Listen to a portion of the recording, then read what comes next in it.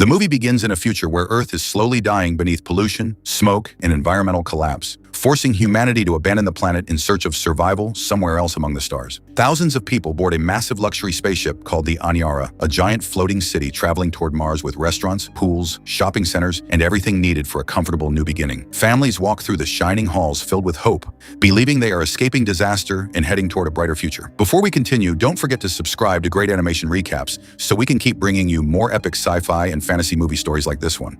Among the passengers is a young woman known as Robin, whose job is to maintain the Mima room, the most important place on the entire ship. Mima is not an ordinary machine because it can transport people into realistic memories of Earth, allowing them to relive peaceful moments filled with forests, oceans, rain, sunlight, and blue skies. For passengers grieving the loss of their home planet, the machine becomes an emotional lifeline. Robin herself sometimes gets lost inside the memories because even she struggles to let go of the world humanity destroyed behind them. The trip to Mars is only supposed to last 3 weeks, but everything changes less than an hour after departure when deadly space debris suddenly smashes into the Aniara. The impact violently shakes the entire ship as alarms scream through the corridors and terrified passengers fall to the floor in panic. Inside the control room, the pilots discover the engines are critically damaged, forcing them to eject all remaining fuel into space to prevent a catastrophic explosion.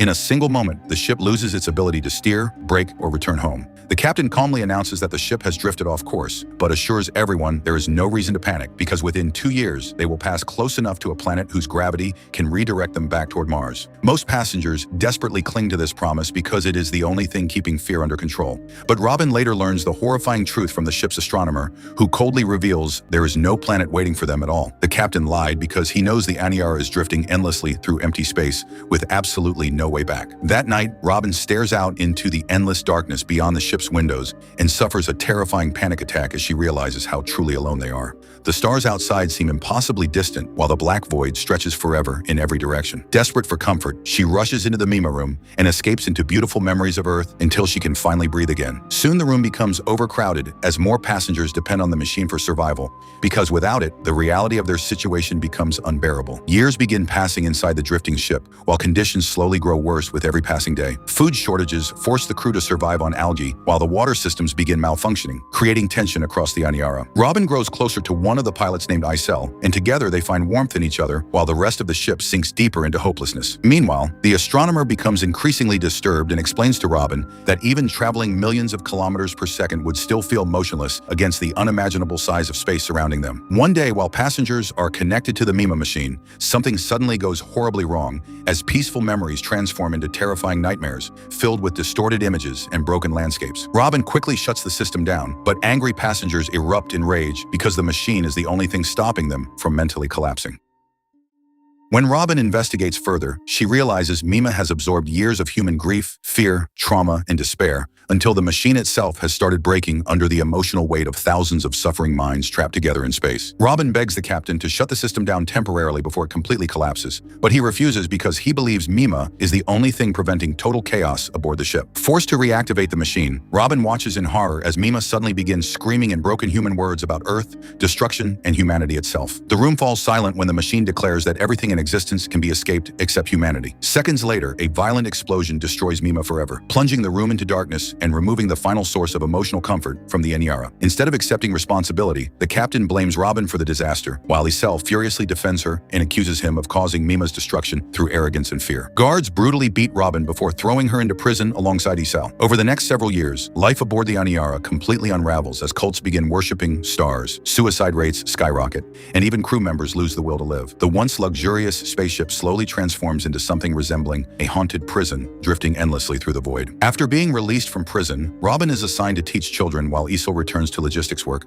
allowing the two women to rebuild their relationship in the middle of the collapsing society around them. People wander the corridors behaving like animals, while others invent bizarre rituals to cope with the crushing hopelessness consuming the ship. Despite the darkness surrounding them, Isel decides she wants to have a child through artificial insemination, believing new life might still bring meaning to their endless journey through space. Robin supports Isel completely, quickly and begins searching for ways to ease the psychological torture caused by staring into endless darkness every day. She creates a plan to install giant artificial screens displaying realistic images of Earth's skies, forests, rivers, and sunlight throughout the ship. But when she presents the idea to the captain, he dismisses her proposal and claims people need discipline and education instead of comforting illusions. Even after being rejected, Robin secretly continues working on the project because she refuses to abandon the little hope she still has left. Eventually, Isel gives birth to a baby boy, creating one of the few genuinely happy moments the Aniara has experienced in years.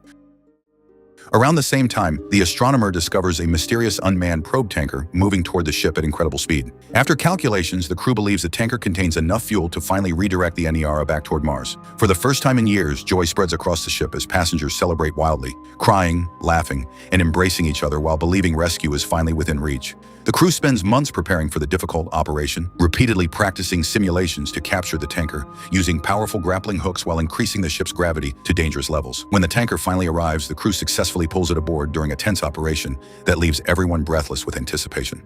But when the inspection team opens the mysterious craft, they discover something deeply disturbing because nothing inside matches any known human technology, fuel source, or design. The tanker appears completely alien and impossible to understand. Already consumed by alcohol and despair, the astronomer threatens to reveal the truth about the tanker and their hopeless situation to everyone aboard the ship. The captain, now completely broken mentally, decides he cannot allow panic to spread any further.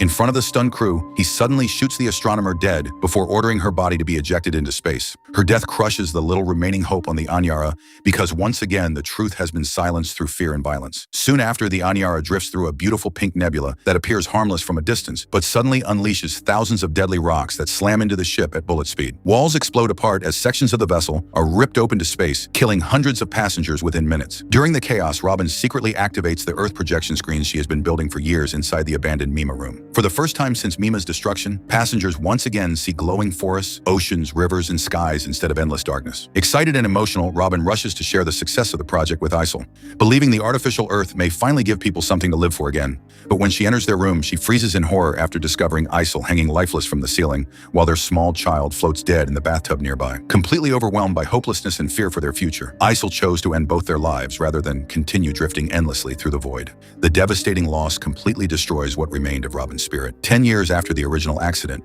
the Aniara has become little more than a ghost ship filled with broken survivors, clinging to meaningless routines. Strange cults now worship silence itself, believing the voice of the long-destroyed Mima can still somehow be heard through static and empty noise. During a ceremony, the captain publicly awards Robin a medal for the artificial Earth screens, falsely pretending he supported the idea from the beginning. Robin accepts the medal silently before returning to her room and dropping it onto the floor without emotion. As decades pass, nearly everyone aboard the Aniara dies from suicide, starvation, age, or madness, while the ship continues drifting endlessly through deep space without purpose or direction. The few remaining survivors sit inside dark rooms, praying to imaginary gods and repeating rituals that no longer mean anything even to them. Oxygen supplies continue running out while the once magnificent floating city becomes silent and empty. Still, the Aniara keeps moving forward through the cold darkness, as if the universe itself refuses to let it stop. Then the story suddenly jumps forward an unimaginable 5.981 million years into the future, long after every human aboard the Aniara has turned to dust. Against impossible odds, the drifting ship finally reaches the Lyra star system, located nearly 25 light-years away from Earth. Slowly, the giant vessel enters orbit around a breathtaking planet filled with blue oceans, green land, bright clouds, and skies almost identical to the home humanity once abandoned. Everything the passengers dreamed about during their endless suffering is finally right outside the windows at last. The new world is peaceful, beautiful, alive, and capable of giving humanity a second chance. But the ship is completely silent because there is nobody left alive to witness their arrival. The Aniara drifts quietly above the planet forever, carrying only empty halls, broken memories, and the remains of the people who once believed they were traveling toward a better future. The passengers who escaped a dying Earth, searching for hope, never survived long enough to reach their destination. And after millions of years of endless wandering through space, the ship finally arrives, too late, and that is where the movie ends. If you enjoyed this recap, make sure to like the video, subscribe to Great Animation Recaps, turn on the notification bell so you never miss another epic movie story, and comment below telling us whether you would have survived mentally aboard the Aniara or lost hope like everyone else on the ship.